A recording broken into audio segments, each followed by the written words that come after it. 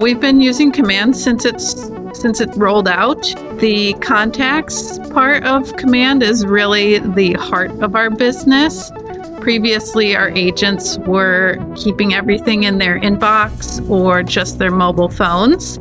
And now we all have insight into who's being contacted through emails or phone calls or meetings. And then with Smart Plans, we've been using that to notify people about different property types. So we have our contacts set up so that we have people interested in land or interested in multifamilies.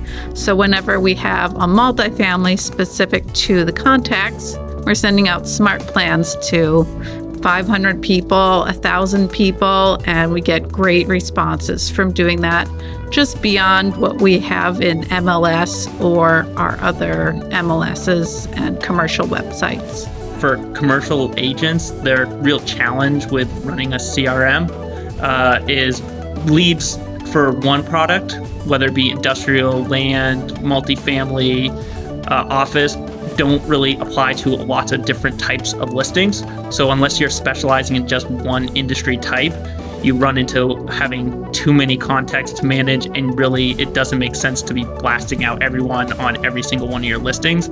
So that's why the tag functions have been so important for us to really be able to strategically market to our database.